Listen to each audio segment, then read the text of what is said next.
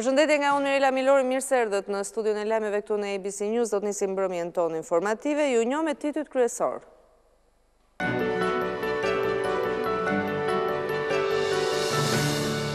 Autori i vrasjes së 17 vjeçares në Laprak dhe plagosjes së shokut të saj është një 19 vjeçar. Adoleshenti shpallur në kërkim dhe i plagosuri dyshohet se ishin konfliktuar më herët për ngacmimin e vajzës.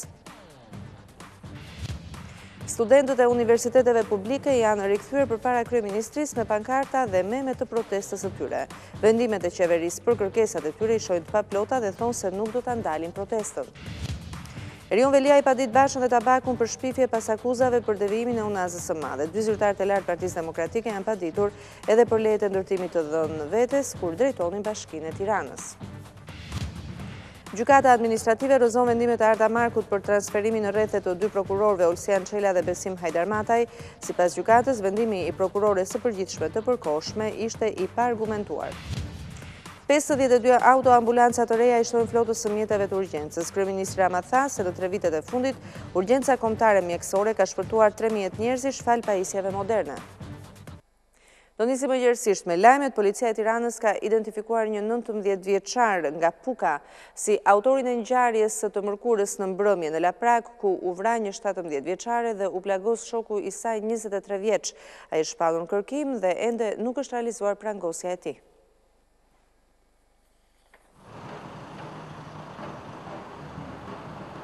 Megjithse në një zonë të mbi populluar, ngjarja e së mërkurës në mbrëmje këtu në Laprak, që përfundoi me një të vrarë dhe një të plagosur, ka kaluar thuajse jashtë vëmendjes së kalimtarëve apo të banorëve të zonës. Personat e pranishëm në zonë kanë dëgjuar vetëm krismat. Jashtë mikrofonit, zotëruesit e bizneseve pranë thanë se i kishin pandehur ato për fishek zjarre. Ata thanë se kishin mësuar për krimin vetëm kur u kanë parë punojësit e policisë të vendosin perimetrin e sigurisë. Automjeti ku ndodheshin dy të rinjt Erion Benda dhe Griselda Gjikola ndodhej në këtë vend kur drejt tij u hap zjarr. Mjeti ka vijuar lëvizjen dhe autorët janë larguar nga vendngjarja, duke lënë këtu vetëm gëzhoja dhe disa grimca xhamash.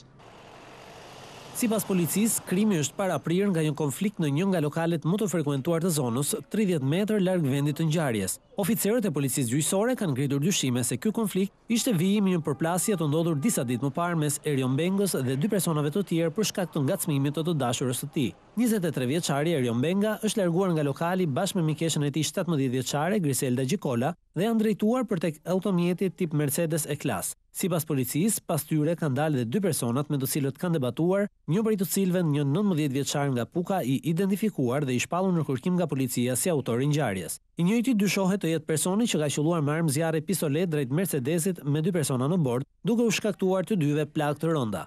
Ndonse i prekur nga plumbat, Benga ka vijuar lëvizjen dhe ka drejtuar mjetin për tek spitali i traumës. Pas ndërhyrjes së mjekëve, ai kaloi rrezikun për jetën, ndërsa 17 vjeçaria nuk i mbijetoi plagëve të marra. Pas ngjarjes, policia administroi pamjet filmike të kamerave të sigurisë së bizneseve të zonës, këshyrja të cilave mësohet të ketë dhënë ndihmë thelbësore në zbardhjen e dinamikës dhe identifikimin e agresorit. Deri në orët e mesditës të së njëjtës, policia e Tiranës nuk kishte bërë të mundur arrestimin e tij. Prokuroria për krimet e rënda ka kërkuar burgim të përjetshëm për Fadil Kasemin, i cili akuzohet për vrasjen me dashje të ish bashkëshortes së tij gjyqtares Fildes Hafizin. Në pretencën e paraqitur në përfundim të procesit të gjykimit, prokurori Dritan Prençi kërkoi që i pandehuri Fadil Kasemi ta vuajë dënimin me burgim të përjetshëm në një burg të sigurisë së lartë. Ndaj 53 vjeçarit Kasemi janë ngritur 3 akuza: vrasje për shkak të marrëdhënieve familjare, rrëmbim e mbajtje peng personi dhe armbajtje pa leje. Fadil Kasemi qelloi për vdekje ish bashkëshorten e tij në zonën e Xhamllikut në Tiranë në 31 gusht të vitit të 2017. Çifti kishte patur debate dhe probleme pas divorcit, edhe më herët Kasemi e kishte kërcënuar me armë Fildes Hafizin në prani edhe të 2 fëmijëve të tyre të mitur.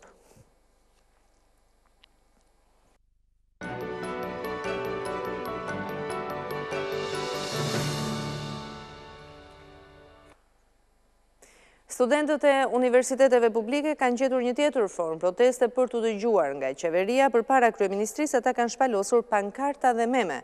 Ndërkohë vendimet e Këshillit të Ministrave nuk i vlerësojnë të plota dhe thonë se nuk do ta ndalin protestën e parashikuar për në muajin janar. Këtë gjuhë mendojnë se e kupton më mirë. Studentë universiteteve publike këtë herë revoltën kryeministrit ja shprehën me meme dhe pankarta. Olger Trakiplari, student i arteve, na tregon se simbolike kësaj proteste është numri 9, për 9 kërkesa që i kanë bërë të ditura nga sheshe të ndryshme të Tiranës. 99 meme.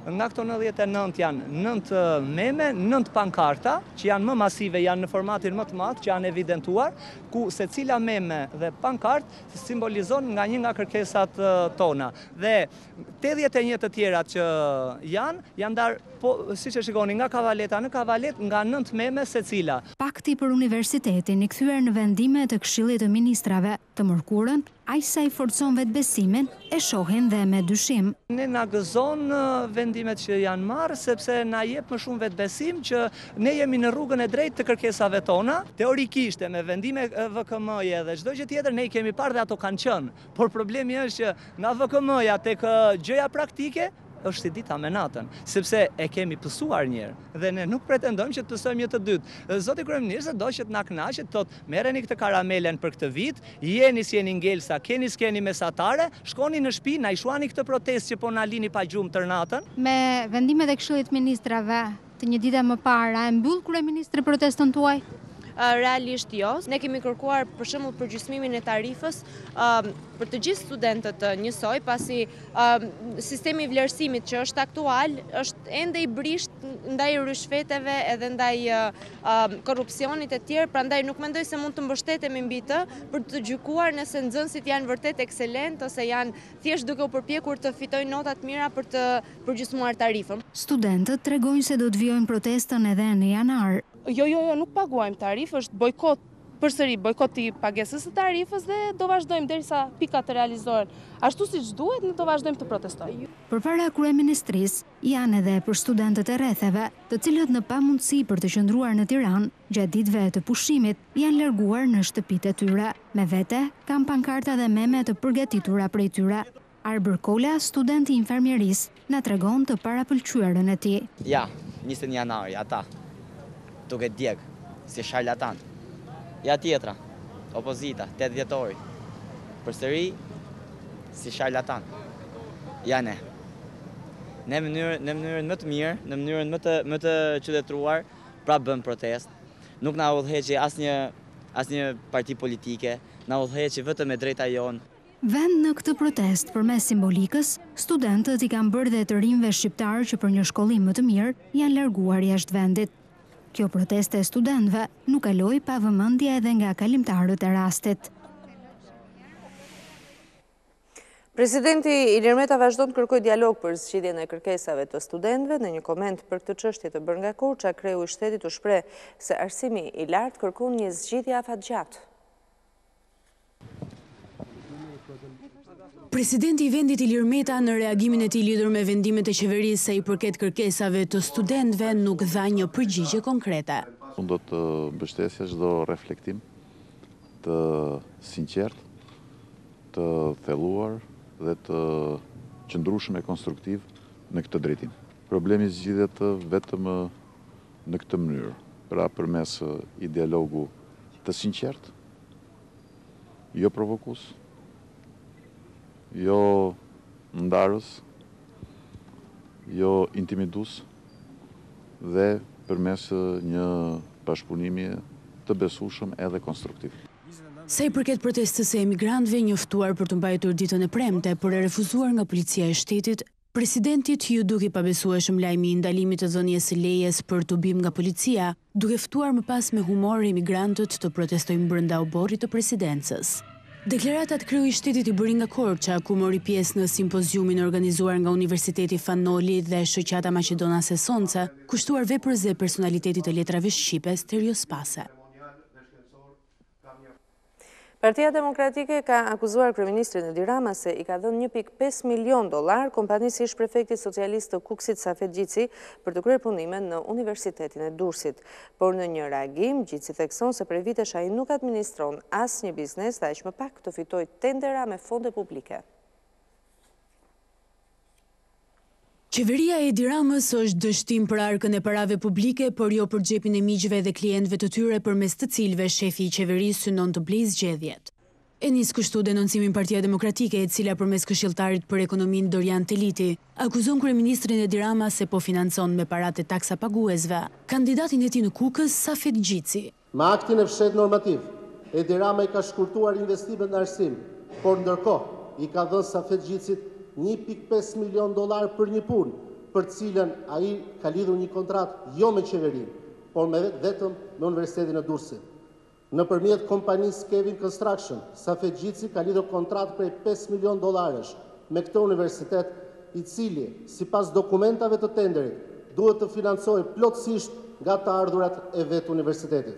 Kontrata e lidhur mes Universitetit Aleksandër Mojsiu dhe shoqërisë Kevin Construction, pas tenderit të fituar nga kjo e fundit, parashikon punime në godinën 2 të Universitetit të Durrësit me financim nga të ardhurat e universitetit. Në faqen online të Spending Data rezulton se Universiteti Aleksandër Mojsiu ka kryer transaksione të shumta me kompaninë Kevin Construction me qëllim ndërtimin e korpusit dhe kampusit të universitetit në qytetin bregdetar. Por kampusi i këtij universiteti duket se është parashikuar dhe në aktin normativ që ndryshon ligjin për buxhetin 2018, ku parashikohet financimi i investimit për kampusin universitar Durrës në masën 150 milion lekë. Në Shqipëri janë me 10 projektet që universitetet kanë kontraktuar me kompanitë private, por Edi Rama ka përzgjedhur të financojë vetëm njërin prej tyre, atë të klientit Safet Gjitsi. Në reagimin e tij pas deklaratave të Partisë Demokratike, Safet Gjitsi e quajti opozitën të painformuar. E kam thënë e rithon, prej vitesh nuk administroj asnjë biznes, jo më të përfitoj tendera. Kjo është lehtësisht e verifikueshme. Sot u akuzova se kam përfituar tenderin për Universitetin e Durrësit. Gënjeshtur fund e krye. Tenderi për godinën e universitetit është realizuar në fillim të vitit 2013, kur në qeveri ishte Partia Demokratike. Madje, kompania që unë administroja dikur nuk ka marrë ende as paratë e punës së bërë. Në një kërkim në faqen web të Qendrës Kombëtare të Biznesit, rezulton se kompania Kevin Construction është regjistruar si biznes në vitin 2006, me përfaqësues ligjor dhe ortak të vetëm Safet Gjitsin, biznes të cilin ky i fundit ka vendosur t'i adhurojë lavdërim Gjitsit në mars të vitit 2014. Erion Veliaj ka paditur kreun demokrat Lulzim Basha dhe deputeten demokrate Jorida Tabaku për shpifje dhe shpërdorim të tyre. Kreu i Bashkisë së Tiranës i referohet akuzave të deputetes opozitare lidhur me ndryshimin e planit urbanistik për favorizimin e Edmond Begosi dhe lejeve të ndërtimit që 2 ish-drejtuesit e bashkisë kanë dhënë për veten e tyre. Lulzim Basha dhe Jorida Tabaku janë paditur në gjykat nga Erion Veliaj për shpifje për akuzat të bëra lidhur me devijimin e rrjedhës së lumit të Lanës për projektin e Unazës së Re. Po ashtu, të dy janë paditur edhe për shkelje me lejet e ndërtimit që i ka dhënë vetes gjatë kohës kur ushtronin funksionet e kryetarit dhe të nënkryetarit të Bashkisë së Tiranës. Burime nga Bashkia e Tiranës thanë se Veliaj i cilëson akuzat ndaj tij tërësisht të pavërteta dhe pas një provë. Në bazë të padisë së bërë, kryebashkiaku Veliaj kërkon detyrimin që të paditurit të shpërblejnë me dëmin jo pasuror shkaktuar ndaj tij me deklarata publike të ditëve të fundit në shumën 100.000 lekë si dhe shpenzimet gjyqësore dhe ato avokatore. Bashkia e Tiranës ka përgënjeshtruar disa herë deklaratat të bëra nga Basha dhe Tabaku lidhur me projektin në fjalë, duke theksuar se nuk ka miratuar asnjë leje ndërtimi në atë zonë për subjektin Edmond Bego. Në padin drejtuar gjykatës së Tiranës, Veliaj thotë se asnjë prej deklarimeve të deputetes Jorida Tabaku nuk është i vërtet, por këto deklarime janë të mbështetura në fakte dhe rrethana të rreme.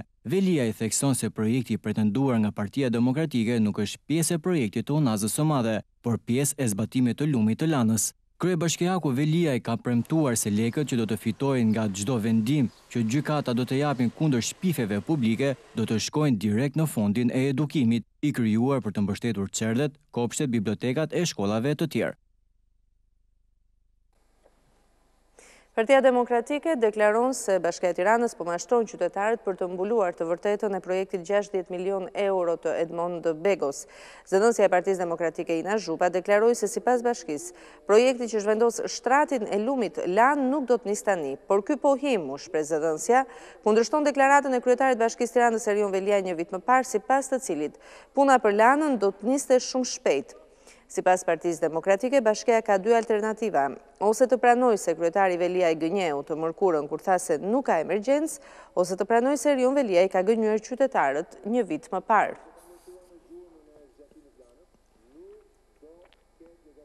Gjykata administrative ka shfuqizuar urdhrat e prokurores së përgjithshme të përkohshme Arta Marku dhe shtatorin e këtij viti për transferimin në rrethe të 2 prokurorëve të krimeve të rënda. Vendimi administrative si përket padive të bëra nga prokurorët Olsian Çela dhe Besim Hajdarmataj, pjesë e prokurorëve të rebeluar gjatë shortimit të dosjes Shullazi. Ata u transferuan në prokurorit e Pogradecit dhe Beratit. Në vendimet përkatëse, gjyqtarët e administratives vendosnin të shfuqizonin urdhrat e Markut si të paargumentuara. Vendimet i hapin në rrugë rikthimit të 2 prokurorëve tek krimet e rënda, vendim tashmë që duhet merret nga ana e Këshillit të Lartë të Prokurorisë.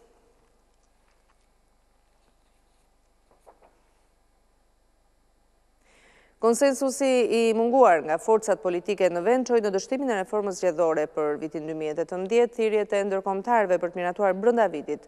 Ndryshimet në kodin zgjedhor nuk e bën bashk mazhorancën dhe opozitën.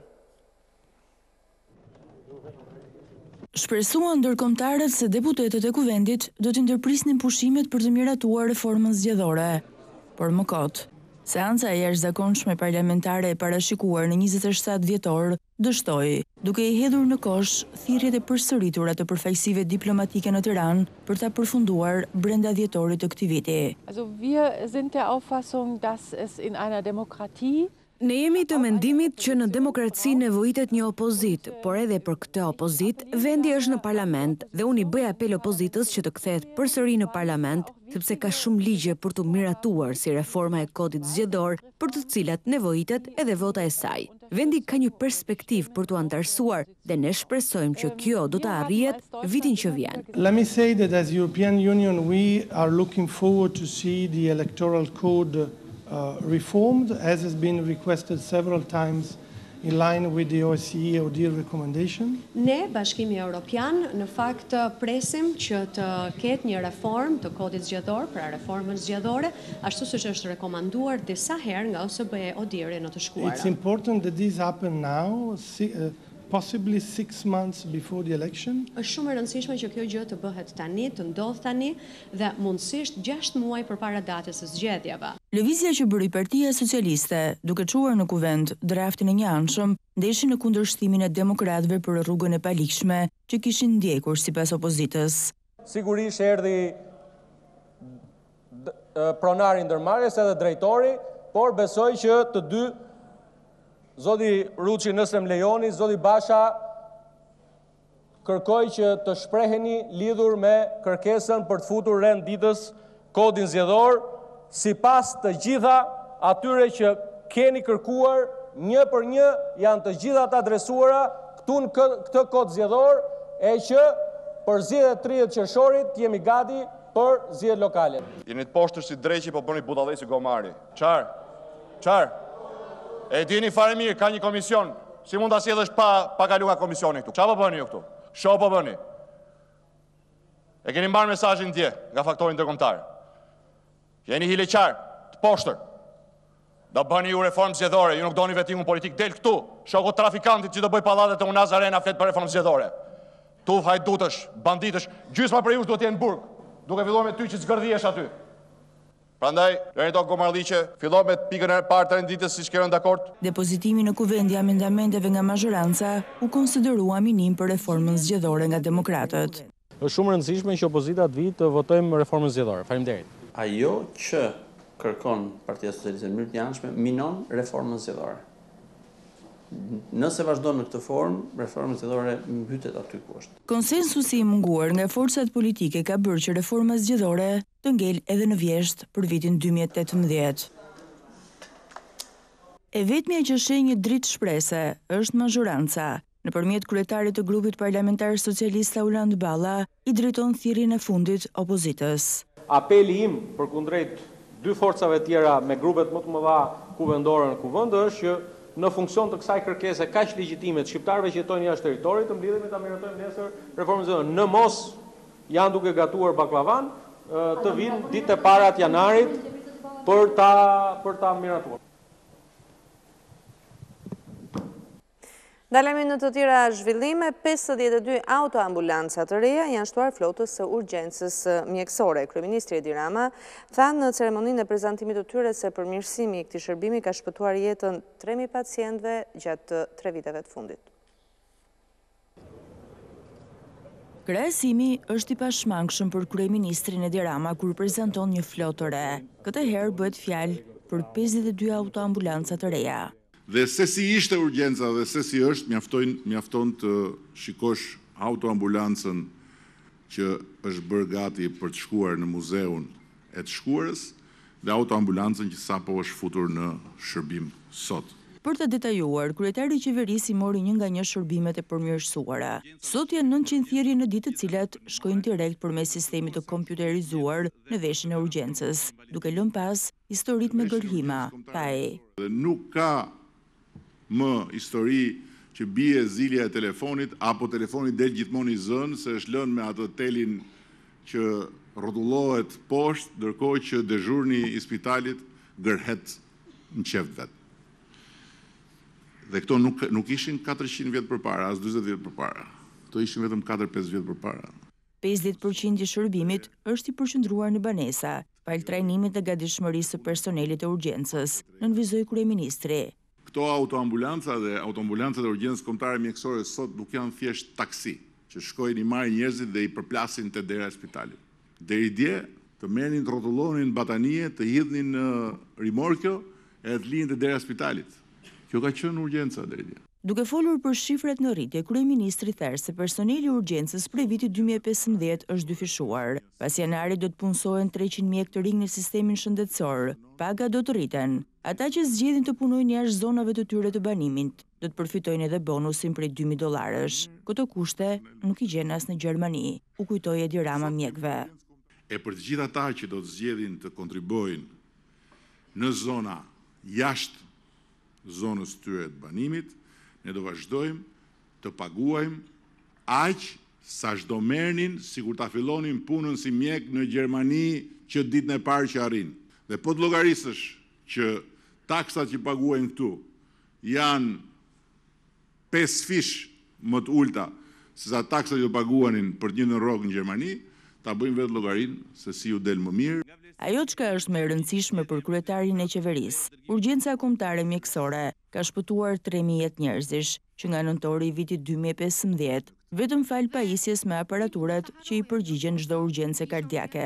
Në këtë shëndetësinë tonë ku sipas komentatorëve që fal Zotit mos shkofshin kurrë në spital dhe që e kanë parë derën e spitalit vetëm nëpërmjet televizorit, sipas cilëve spitalet janë vende ku njerëzit shkojnë vdesin. Sigurisht që një vdekje bën lajm. 3.000 jetë shpëtuara vetëm nga shërbimi i urgjencës kombëtare që në të shkuarën nuk dihet sa do të mbjetonin, nuk përbën lajm. Duke mbetur në fushën e shëndetësisë, e bëri edhe urimin për festat e fundvitit. Duke i uruar gëzuar vit në ri dhe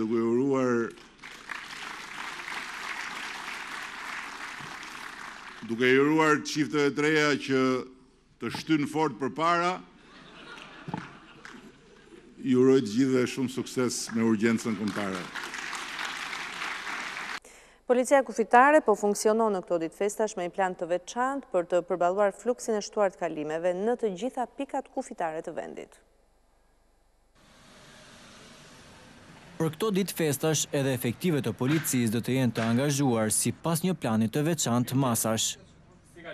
Sipas njoftimit të policisë së shtetit thuhet se forcat e saj janë të angazhuar në kufi për të përballuar fluksin e hyrje-daljeve në të gjitha pikat e kalimit toksor, në porte dhe në aeroportin Nën Tereza. Në të njëjtën kohë janë shtuar sportelet në hyrje-dalje me qëllim krijimin e lehtësirave për të eliminuar radhët e gjata të të gjithë shtetasve shqiptar e të huaj. Prej datës 20 deri më 27 dhjetor 2018 kanë hyrë në vendin tonë 266.000 shtetas, në këta 178.000 shqiptar dhe 88.000 të huaj. Krahasuar me të njëjtën periudhë të një viti më parë, rezultojnë rreth 13% shtetas më shumë. Ndërkohë janë larguar nëpërmjet pikave të kalimit kufitar 170.000 persona dhe 52.000 automjete. Krahasuar me 2017-ën, janë larguar 19% më pak shqiptar drejt vendeve të tjera. Në kuadër të shtimit të masave, thuhet në njoftim, është rritur prezenca policore në kufirin jeshil e atë blu, me qëllim parandalimin e çdo veprimi kriminal që mund të tentohet të kryhet nëpërmjet pikave të kalimit kufitar. Fëmijët e qendrës sociale në Shkodër kanë marrë dhurata nga Bashkia e Tiranës të mundësuara nga donatorë të ndryshëm. Kryebashkiaku Veliaj vlerësoi solidaritetin që duhet treguar me njerëzit në nevojë. Në këto ditë festive, Bashkia e Tiranës në bashkëpunim me donatorë të ndryshëm gëzuan me dhurata edhe fëmijët e qendrës sociale në Shkodër. Kryebashkiaku Veliaj i uron fëmijët për një vit sa më të mbar. Ëndra ime më e madhe është që të kem si dhurat nga juve, që në vitin 2019 të dilni të gjithë të shkëlqyer me mësime.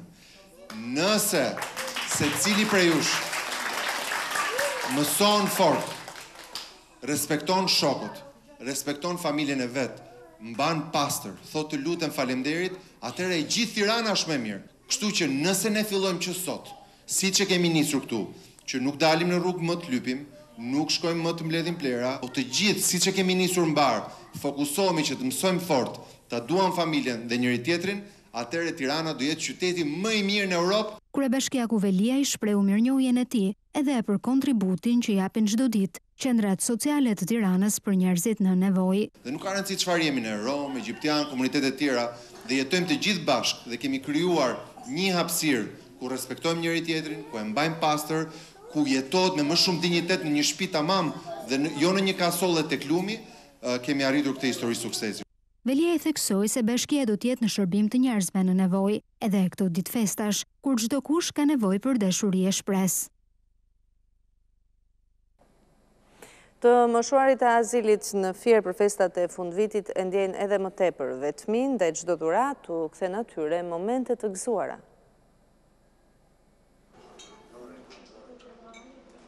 E jetojnë vetmin me dinjitet, buzëqeshje dhe mes njëri tjetrit. Kjo është e vetmja mënyrë për të përballuar braktisjen ose fatin e keq që i solli këtu. Por nëse gjatë gjithë vitit e sfidojnë vetmin, ka një periudhë kur dorëzohen. Janë festat e fundvitit që pa familjen s'kan kuptim. Dhuratat nuk mund të kenë efekt më të plotë se sa këtu në shtëpinë të moshuarve. Mjediset e shtëpisë të moshuarve në Fier rrezatojnë atmosferë festive, pavarësisht se banorët e saj janë larg familjeve. Është pikërisht ky boshllëk që përpiqen të kompensojnë shoqata, individ apo institucione me dhurata dhe kontribute, qoftë edhe modeste. Kontribuesit janë të shumtë dhe të ndryshëm. Qëllimi është një dhe i vetëm, t'i bëjnë të ndihen si në shtëpi. Gota e dollis për këtë fundvit do të jetë me një verë cilësore që sapo ka mbërritur nga OSHE. Ka ardhur dhe OSHE-ja për të dhuruar shishe verë për të moshuarit, për ta bërë ambientin më atmosferë në ditën e ndrimit të viteve. Dhe kjo është një gjë e mirë sepse kujtohen për të moshuarit. Pra, mendojnë që të moshuarit janë në qendër të vëmendjes së tyre. Për disa azili ishte një opsion i paimagjinueshëm, por tani duket një zgjedhje e mirë. Kalova një hemorragjik cerebrale, vllai do mikte në Gjermani dhe u detyrova të hyj në azil. Vend në Tiranë nuk ishte dhe më solën në Fier. Në fillim isha një qik me kënaqësi, tani jam e kënaqur. 55 banorët e shtëpisë të moshuarve të Fierit festojnë së bashku me stafin ndërrimin e viteve. Mirëqenia dhe kushtet e jetesës këtu janë përmirësuar nga viti në vit, fal investimeve, por edhe kontributeve të shoqërisë për këtë kategori.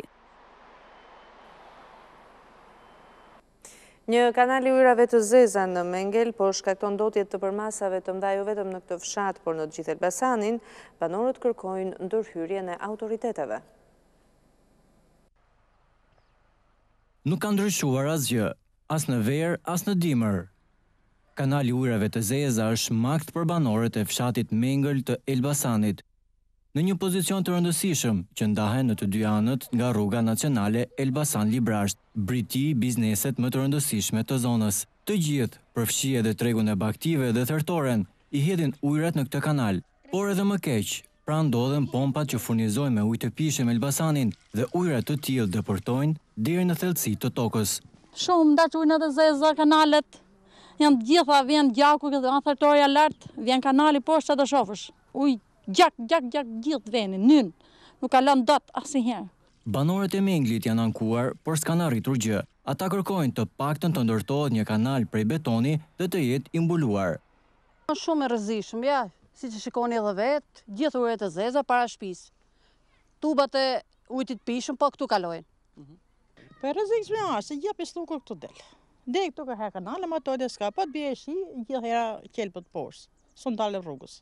E mojnë kanalin atje lart, e pron tubat deri këtu. S'ka fonda kanë ma. Është vend i pisur? Të na bie topi poshtë. Ujërat e zeza të gjithë zonës, por edhe vetë qytetit të Elbasanit derdhen pas një përpunim në lumin Shkumbin.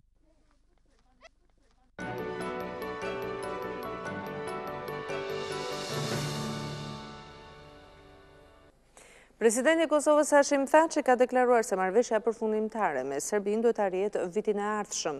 Në bashkëbisedimin e fundvitit me gazetarët, President Thaçi ka nënvizuar se në vitin 2019 Parlamenti duhet votojë edhe ngritjen e gjykatës speciale të kërkuar nga Bashkimi Evropian.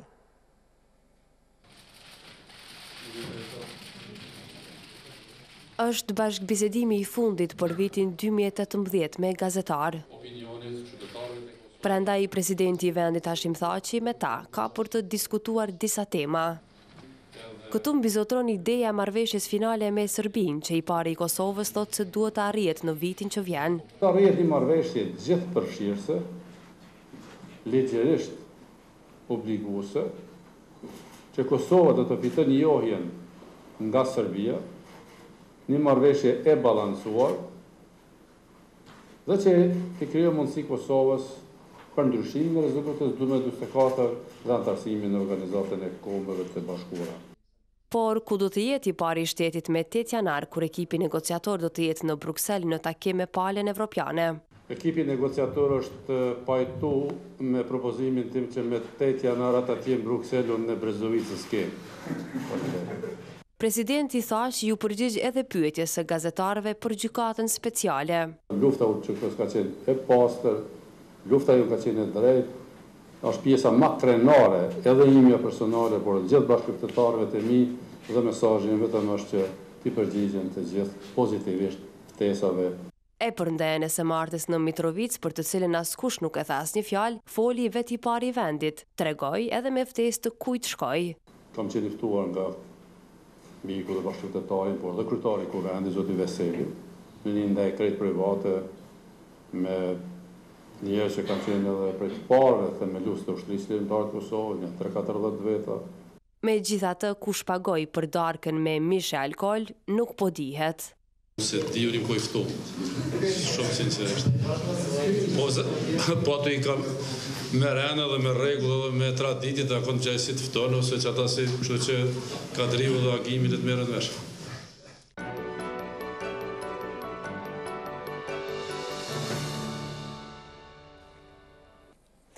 Kontributi i çmuar i anglezit Audrey Herbert për çështjen shqiptare vjen i përmbledhur nga autori Muharrem Shqari. Në këtë monografi paraqiten për herë të parë dokumenta arkivor si letërkëmbimi me Mithat Frashrin apo bashkëpunimi me Ismail Qemalin për pavarësinë e Shqipërisë. Ju lën shoqërinë e këtij materiali bashkëtakojmë sërish në orën tjetër informative.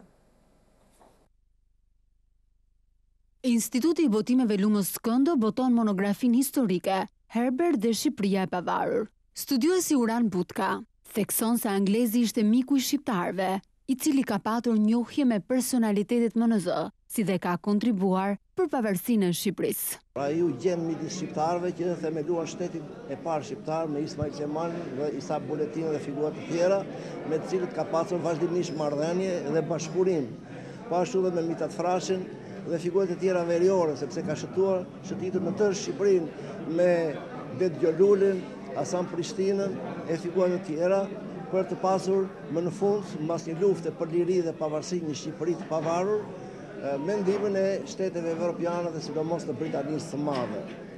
Herbert ishte deputet në Parlamentin shqiptar dhe si i tillë ai ka ndihmuar në politikën britanike në favor të Shqipërisë dhe çështjes shqiptare, sidomos në vitin 1913 kur u shpallë pavarur dhe pati dilema dhe debate për kufijtë e Shqipërisë. Herbert ka luajtur një rol të rëndësishëm në konferencën e paqes, si dhe pranimin e Shqipërisë në lidhjen e kombeve, ku për herë të parë publikohet edhe letërkëmbimi mes tij dhe Mithat Frashrit, thekson Butka.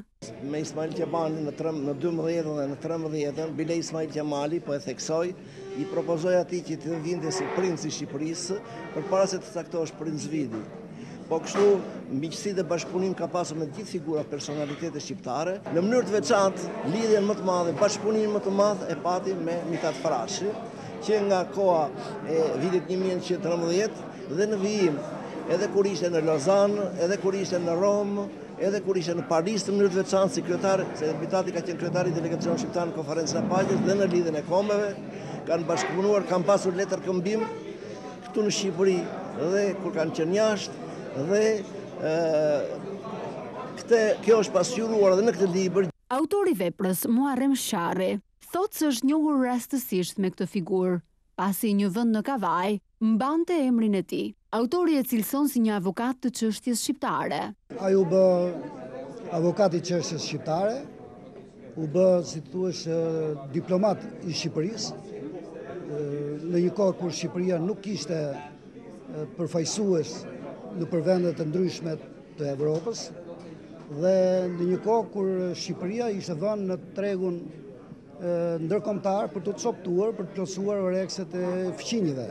Rësia e veprës krahas të tjerëve janë dokumentet arkivore që janë paraqitur, të hulumtuar në Arkivin Qendror të Shtetit, janë shtypi i kohës kur ka jetuar Herberti dhe të panjohura, kuptohet, janë letërkëmbimet që ka pasur me personalitetet shqiptare të kohës, me Ismail Qemalin, me Ahmet Zogun, Mitat Frashrin. Herbert ishte mik i shkëlqyer i shqiptarëve, i cili ndihmoi në krijimin e shtetit dhe institucioneve shqiptare. Ndaj disa rrugë apo shkolla në vende të ndryshme të Shqipërisë mbajnë emrin e tij. Gjithashtu, ai është dekoruar edhe me urdhrin Nejm Frashëri Argjend nga presidenti i Republikës së Shqipërisë.